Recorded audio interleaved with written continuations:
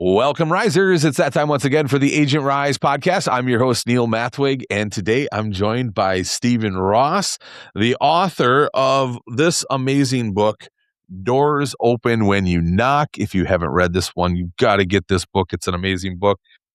I'm gonna stop there. Stephen, welcome to the podcast. How are you today, my friend? Thank you, Neil. As you know, I say I've never seen a day I like better, but I say that every day. There you go. There you go. Awesome. So your book, Doors Open When You Knock, it's not about door knocking, is it? It's not about door knocking. Okay. It's not about, it is because that's the stories, but it's not about the doors. And, I don't know when people will hear this, but at the time we're recording this, it's February, right? Yeah, February. Yeah, we're still in February. Yep. 26. And March 15th, 2005 is when I got my license. So I'll be just getting ready to start my 22nd year. And as I quickly discovered 22 years ago, I'm the wrong kind of person to be in real estate because, well, I'm introverted. I don't like to work nights or weekends. You can't find me online. I don't do parties or events. And I'm probably a little antisocial. And yet, right, how was I going to feed these 3 little kids I had 22 years ago? And I had a real estate coach at the time. He said, knock on heads, knock on doors, pick one. I'm like, come on, man. I'm usually grad. I've worked on Wall Street. I'm not knocking on doors, but I knocked on doors for 16 years, over 125,000 doors. And so the book isn't about door knocking. It's that how do you show up consistently over time to do the things you never feel like doing, but are required for you to have the success you want to have? Yes, that's the thing I've been trying to answer my entire career as a coach, getting agents to do that. Yeah, well, right? You can't. That's the thing. They've got to to do it. Yes. And what is it that you find that helps with that? Well, did you find an answer? No. I can tell you what I've seen is that people have to be committed.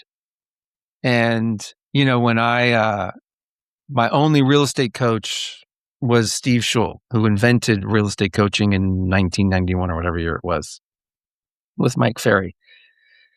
And I remember and he was my coach and mentor for 18 years. And the thing that I remember when I was thinking about doing coaching and training is I remember him being very picky about who he worked with, and he wasn't being a jerk. But what I realized is that he was testing to see how committed people were. That's not the way he said it, I don't think.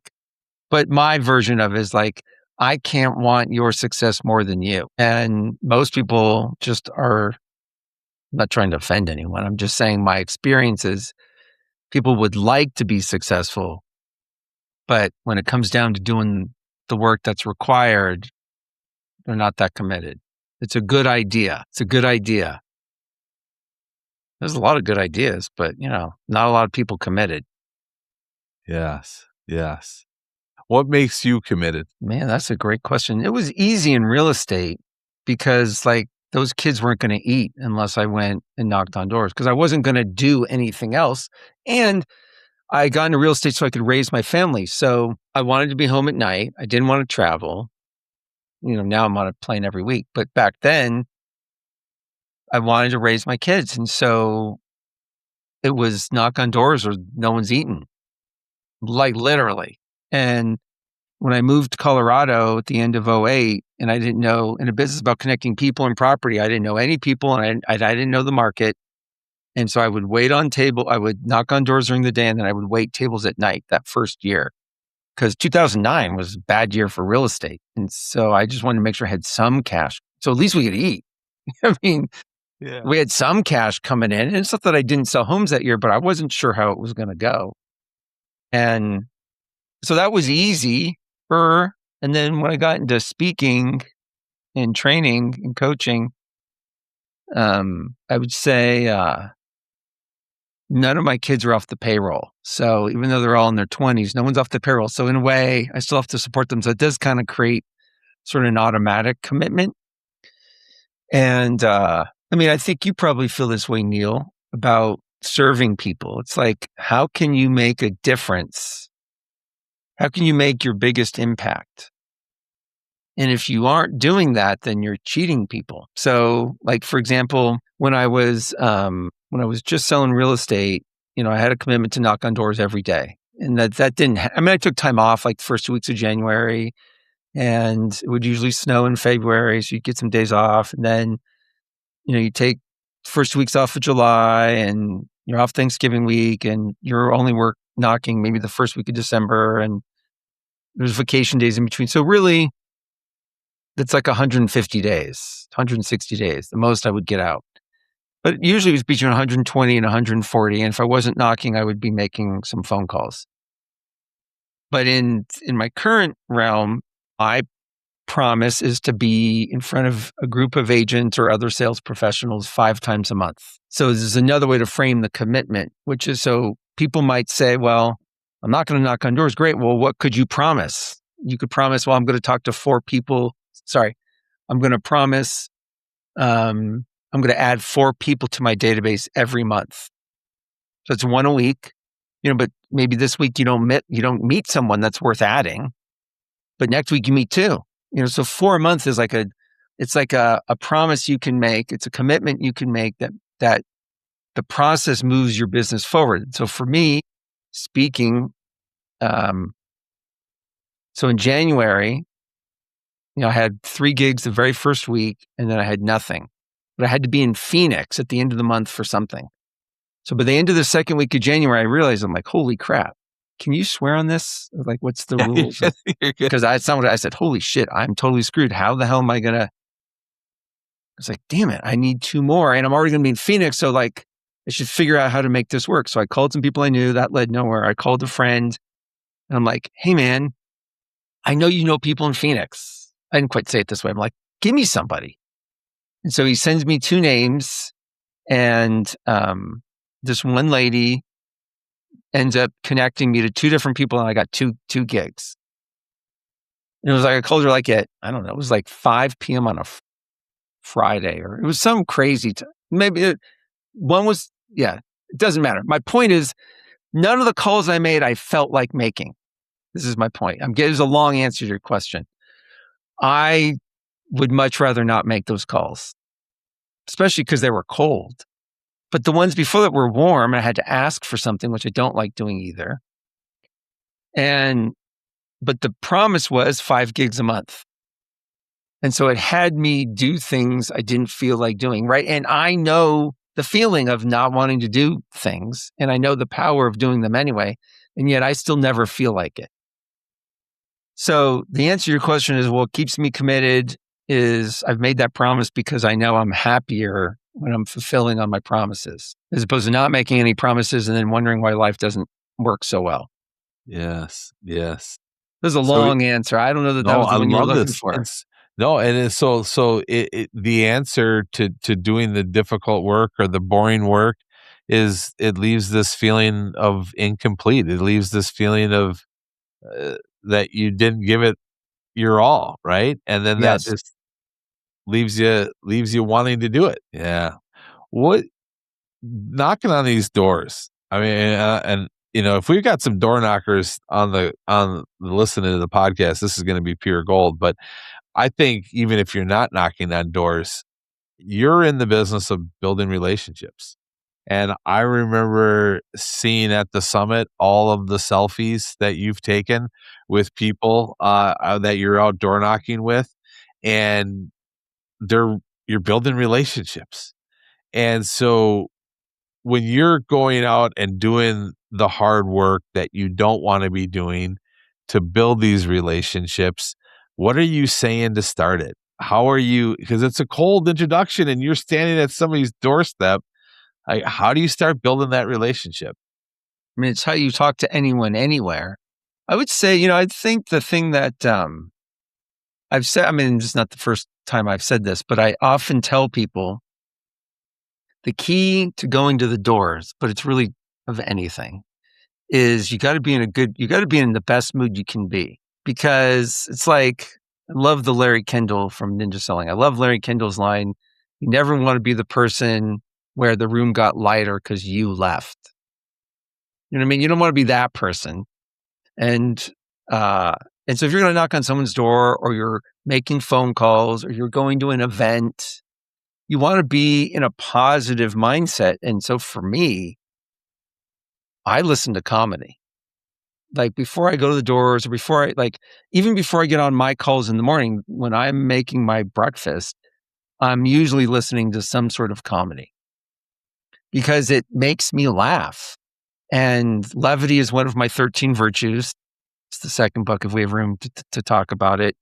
And you got to be able to laugh and bring levity to sometimes tense situations to sort of, make room for people to operate. If things are too tense and significant, people have no room to operate. So just being light, and I could be pretty serious. So I could use the levity. Yes, yes. Another thing I like about you is how specific you are with the hours that you work, the amount of time that you put in. Is that all part of it too in getting the work done when you're giving yourself a certain amount of hours? I'd love for you to expand on this. Like you only do it a certain days of the week. You're fully committed. I wanted to interview you a couple hours earlier than we are right now, and you had that time blocked for phone calls. Where does like talk about that commitment and I think this is so different than what most agents are operating accordingly to. Yeah. So if you can expand on that. I mean, um, my thinking's evolved, but as I said before, when I got into real estate, I didn't want to work weekends because I wanted to raise my kids. So, and I came from a corporate background. I didn't work weekends much. So I'm like, shit, I don't want to work weekends. So, and why? Like, what's happening? You can't close on a weekend. You know what I mean? Like, nothing really has to happen on a weekend. I also discovered um, later on, even though I mostly didn't work weekends, I mean, that was an exception. I remember it's during COVID when things were crazy, like one Sunday, I had to write an offer. So I had to write an offer for a client because that's when offers were due. I was like, oh, so pissed. And I sent the offer to the client and they're like, well, um, we're going to be skiing. So we're not going to be able to get to it till I'm like, I'm fucking doing this for you this is my day off too. And I realized I'm like, people don't want to do that they've got plans too. You know what I mean? Like Right, right. they have a life. They don't want to be, most people have a life. They don't want to be dealing with that crap. So it's like, you can't see your doctor whenever you want. You can't see your accountant whenever you want. You don't see regular doctor visits on Sundays. It's an emergency only. Uh-huh. So it's an emergency only for me too. Like I don't work weekends. But the other thing that came out of COVID, and I had gotten this is not my thinking. This comes from Dan Sullivan at Strategic Coach. For entrepreneurs, he creates, oh my God, buffer days, money making days, and I'm going to screw this up. And money making, whatever. There's three of them. Anyways, money making days are days you're like on appointments at the doors, do an open house, whatever. A buffer day is a day. So, for example, in real estate, like not much happens on Monday and Tuesday. You might be wrapping stuff up from the weekend, but in general, those aren't the busiest showing days. They're not the busiest listing days. You're usually planning for the week. Someone could say Monday and Tuesday are my buffer days. I'm gearing up for the week, gearing up who I'm going to call. I'm gearing up, getting all my stuff set up, figuring out what homes I'm going to hold open. Tuesday, and then Wednesday, Thursday, Friday, you could be at the doors. You could be doing open house. You could be making calls. You could be at social networking. Saturday could be your day off and Sunday could be open house. So your money making days are Wednesday, Thursday, Friday, Sunday, and Saturday is a free day, which means you're not working. Right. And so you could push all your appointments to Wednesday, Thursday, Friday. Like you can do that. And most of the time it will work. So it's like there's ways to make it all work so that you have a week that works. And then you just put everything. So when someone calls you, you know where it goes. You don't have to let me check my schedule. No, I know it goes. I do appointments in the afternoon, Wednesday, Thursday, Friday. Someone wants to do something in Monday morning. You're like, I'm sorry, I can't do Monday morning. What about? And most of the time it's going to work. Yes. Yes. And at Agent Rise, we talk about a three-pillar plan, your sphere, your chase, and your attraction. And, we've got things going out for our sphere. We got a chase, which would be door knocking or online leads or FISBOs and expireds or open houses. And then we got the attraction, which is social Chase media. Chase could be, I pick up my kids from school every day and talk to 3 parents around me. Yes. Yes. Chase Yes. could be, I go to the coffee shop 3 days a week and make sure I talk to 3 strangers. I Yes. mean, the odds are just as good as anyone that you meet anywhere Wants else. to do an open house. That's right. That's right. That's right. And so you eliminated all that, right? You don't do social media, which I think is I admire you for that. I think it's awesome.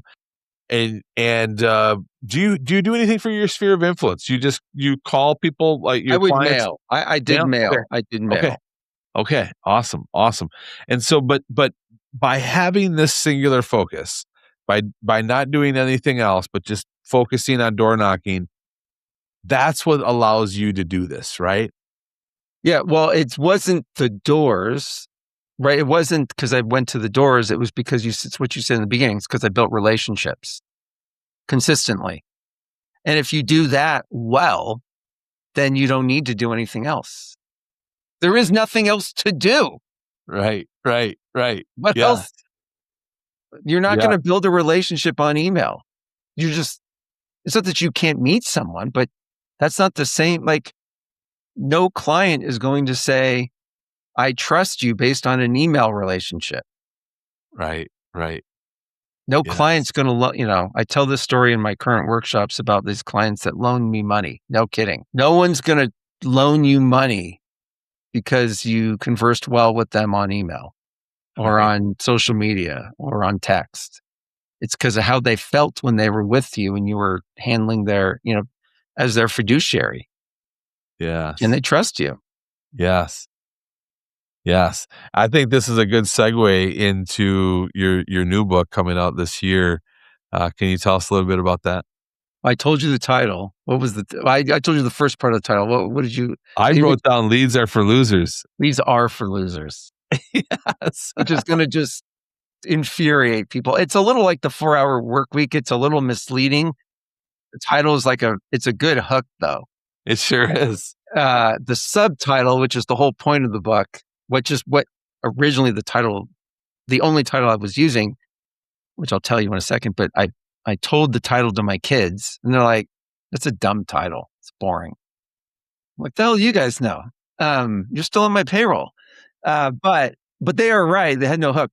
So it's leads are for losers, and it's being a professional is where worth hiring is where it's at. So being a professional worth hiring is where it's at. And it's the 13 virtues that transform business relationships and results. And so there's 13. I think I shared them at the summit last year, but I I literally, actually, now that you mention it, sorry for this tangent here, because it was in Fort Myers and my book coach lives in Fort Myers. So I actually met with her right before the summit and I had made the commitment. I was like, "All right, I'm going to write this book." And so we kind of fleshed it out. So here we are almost a year later. I've gotten almost the whole draft written. I should have the whole first draft done by the end of this month. So yeah, I'm hoping it'll be out this year, like the very beginning of next year. It'll be written this year, but by the time it actually gets, So yeah, yeah, it could be early next year. But anyways, it's about being someone who's worth hiring because that's where the money is, man. It's if you're worth hiring, they'll pay you whatever your fee is, and things go faster because you're not arguing because they trust you and you trust them. It's the other key piece. You got to be able to trust the client as much as they trust you. Sometimes we trust them and they don't trust us, or vice versa, right? And then things don't work, and we're like, I don't know what's going on. These clients are difficult, and this blah blah blah. See, because there's no trust. right. And how do you build that trust? It's a loaded question, I know, but I don't think I could answer that in like the time we have. I guess the way to answer it would be, Neil, and you know this because you're out with tons of agents every week. Most training most of real estate is not set up to build trusted relationships. I mean, it's not that people don't, but if you look at what's happening, what gets promoted on social media or anywhere else, it's about making sales. No one talks about actually building relationships. So you've got to get first, that is your goal to make a sale, or is your goal, I love the old Zig Ziglar line. If you can't make a sale, make a friend. But how about just make a friend? Yeah. And then, you'd be surprised at what comes out of it. And people don't, when they move, I mean, think about it.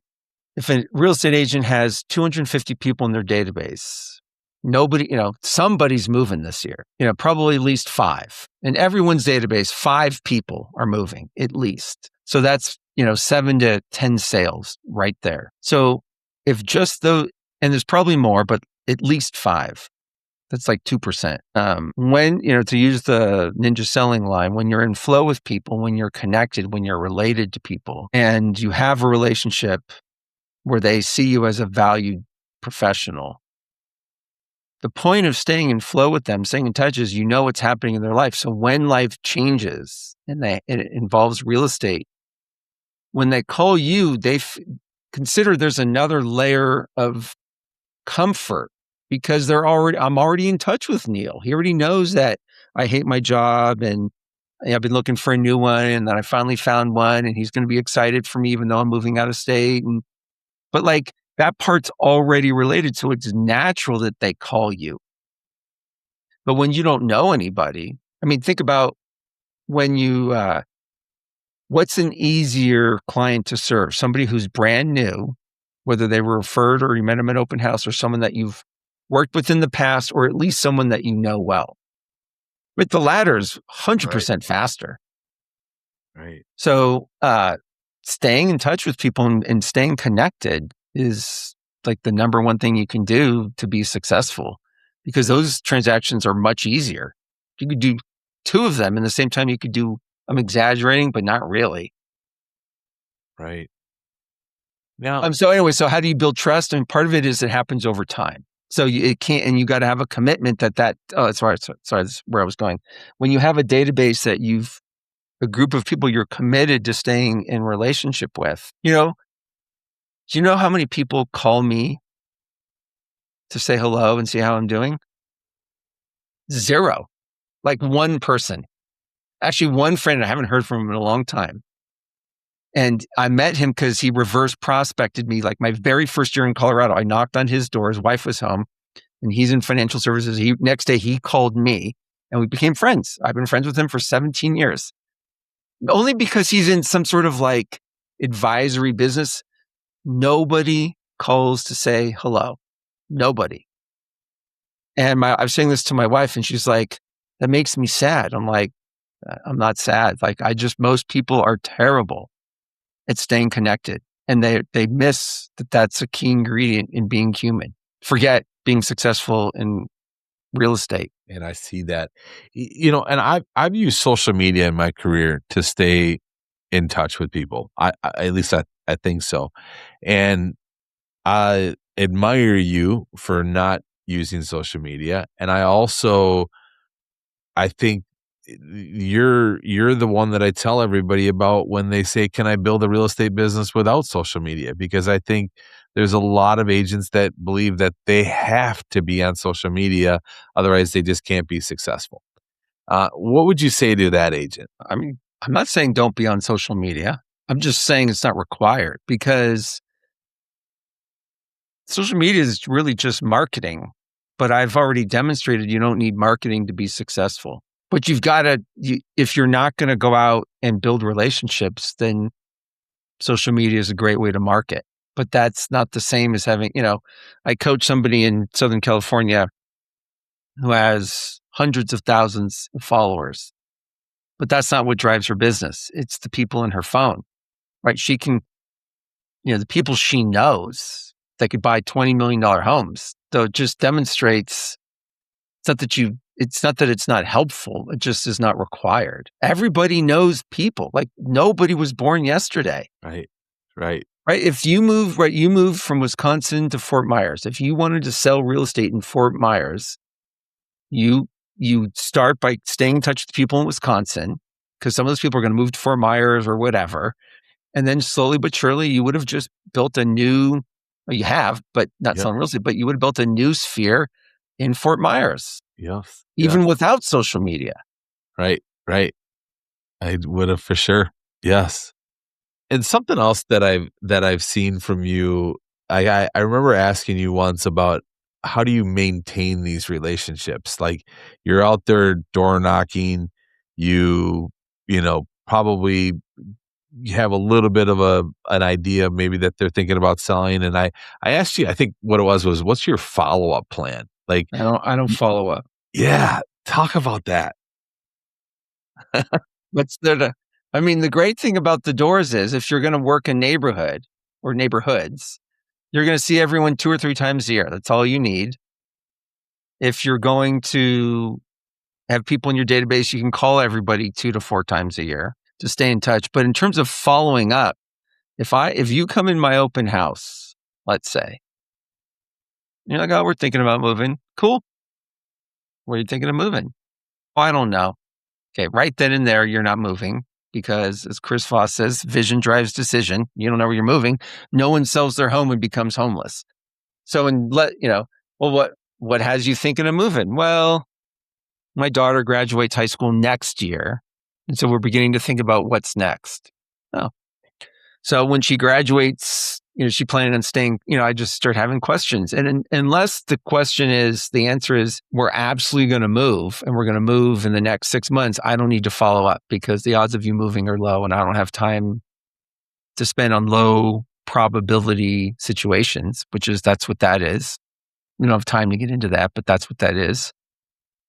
But if someone came in and said, "Yeah, my daughter graduates this May," and let's say we're in Wisconsin, and they say, "Yeah, she's going to University of Miami, and we're done with the winter, so we're following her."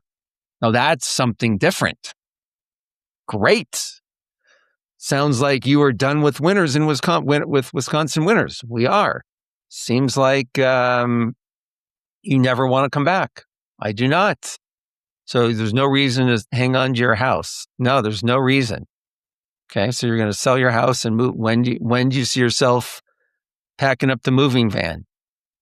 The day she graduates. When's that? June 7th. All right, so you need to have it on the market. When do you think? No, I know what the answer is. Let's say they said, well, May 15th. Well, how is that going to leave you enough time? So then I'll just start asking, and I'll just, great. So it's what they're going to say, because it's February, they realize June 7th is around the corner in real estate terms, right? You got to prep the home. Homes take, say, 60 days to sell. Like, you got to be on the market in like 3 weeks. You probably have some agents in mind. Well, I'm going to find out if they're open to meeting with me, and if I have a chance. And if the odds are not good, then I'm not spending any time with them. If the odds are good, then I'm, whatever they need. And so we don't have time to get into all that, but that's what I'm going to do. I love it. So I I love it. spend my time on high probability things. So good. I remember when TJ told me all about you last year and said you gotta read this book and you gotta have Stephen on at the summit and on the podcast and all that. And I remember when I heard that you knocked on 125,000 doors, I'm like, I bet you that guy has the most amazing follow-up system. And then I was all excited to ask you, and you're like, no, I don't follow up. So, and I love It's that. it's like one of my other mentors in La Quinta, Fred Wilson. Man, I love this guy. Well, two things about was many things about Fred, but the two things about Fred that make me laugh is lead. The only kind of lead that mattered to him was a 7-day lead. If you weren't a threat to sign a contract in the next 7 days, he wasn't talking to you. Like, no kidding. And then the second thing was, I remember him saying this was 22 years ago. He's like, I don't buy client gifts. My clients buy me gifts. And it's funny. It's true though. But the other thing about it is he didn't say it this way, but one of the things I took from it was, you want the people that you're going to be working with, it's got to be, as Larry Kendall says, hoop jumping and ninja selling. So it's like they got to be doing some of it as well. So I don't want to be doing all the follow-up. So like, let's say on the open house situation that we did a couple minutes ago, and you say, we're heading out of town, but when we get back, I'd like to talk. So I'm going to try and get a date now, or I'm going to, if you said, well, I just don't have my calendar, I'll just have to get back to you. Great. When do you get back? I get back Sunday the 23rd. Cool. Do you mind sending me a text when you get back to send me a date? I will do that. Great. So if I don't hear from you by such and such date, what should I be thinking? Right? I'm just going to keep putting it on you to follow up with me. Because if you're not that into it, then neither am I. And it's not like the other way doesn't work. So I'm not saying anyone who's listening, you should do it this way. I'm not saying that. It's the way I do it because my time's incredibly valuable to me and I don't want to waste it with people that aren't worth my time. The other way will work. The odds are not zero going the other way, but I want the odds to be much higher. So if I'm going to spend my time on it, I want to see that I have a chance, like a good chance that we're going to be working together. I don't know how we got there. You asked me, follow up. That's how we started. Love it. I love it. I'm just learning from you here, man. I think this is so good.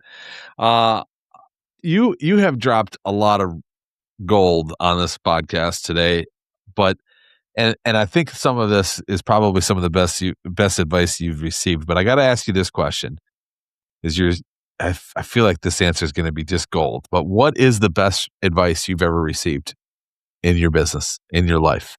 Dude, I don't know the answer to that question. It's a tough. What is the best advice I received? I don't know.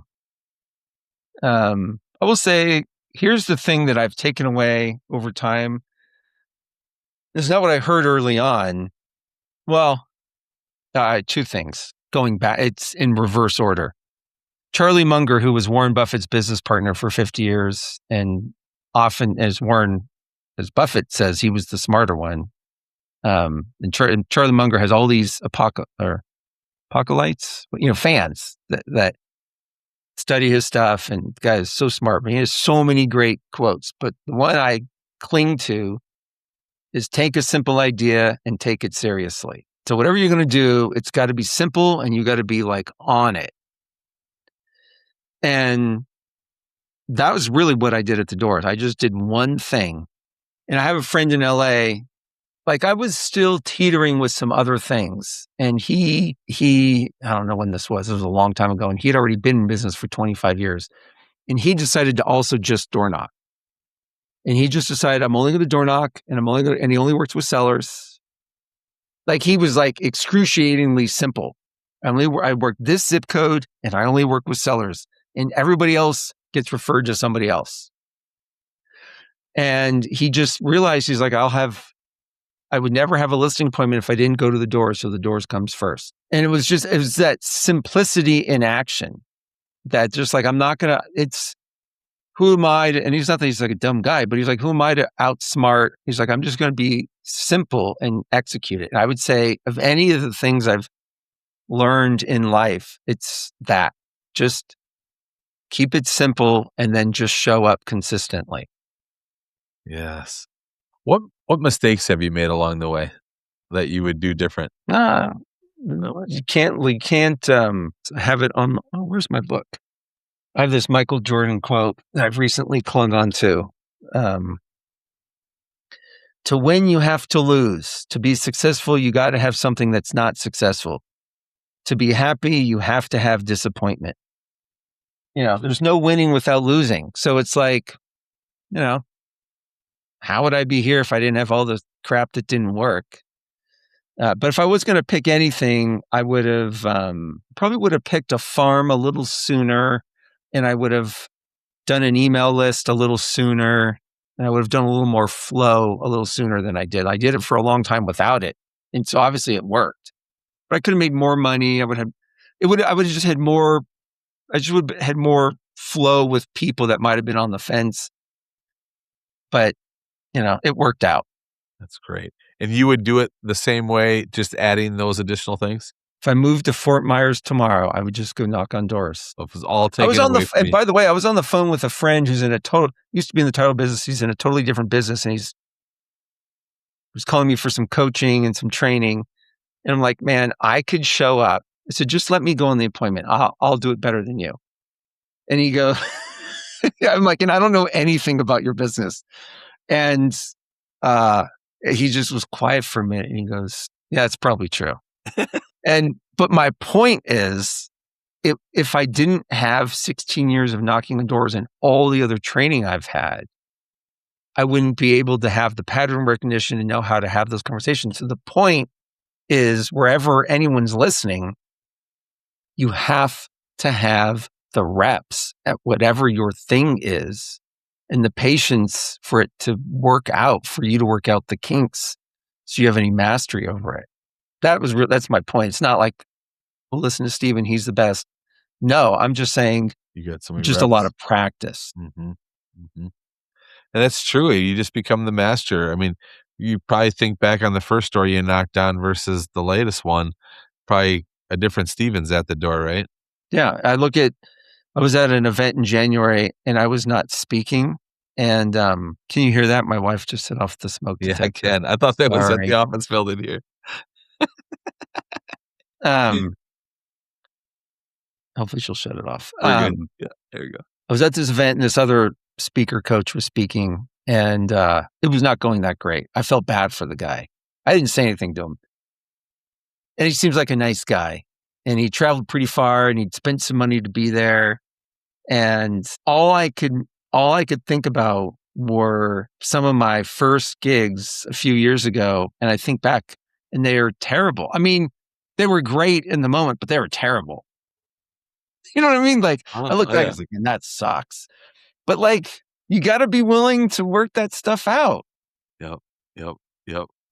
So wherever people are, if you've never done open house and you're going to do open house, you're going to suck at it in the beginning. If you're going to knock on doors, if you've never knocked on doors, if you're going to do video and you've never done video, if you're going to start doing social media, whatever, you just got to decide that that's going to be your thing. And then you can quit after you get good. And then after you're good, if you don't want to do anymore, fine. But at least you've built the muscle and the skill to do it. Yes. So good.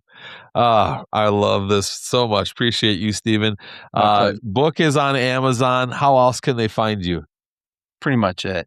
That's you go it. to my website. I think it's stevenross.co. I'm going to change it to something else, but you'll find me. Or you can go to, just Google Doors Open When You Knock, and then you'll find me. There it is. And Steven Ross, coolest name ever, too. I've always been jealous of your name. You sound like you should be a rock star with a name like that, right? I don't know. Or I could be a billionaire owner of the Miami Dolphins like the other Steven Ross. See? That's it. See? Now you're saying it. Yep, that's good. Well, I appreciate you. And if you're coming to the Agent Rise Summit, Steven's going to be there. And he's going to be, I was supposed to keep that a surprise, but I told you earlier I can't keep it a surprise. So come be with us at the summit in April 12th to the 14th in Fort Myers. All the details for that is at agentrisecoaching.com/summit. And Steven, thank you again, my friend. I appreciate you. Thank you, Neil. Like always. Awesome. And everybody, thank you for listening. And like always, remember to be the reason somebody smiles today.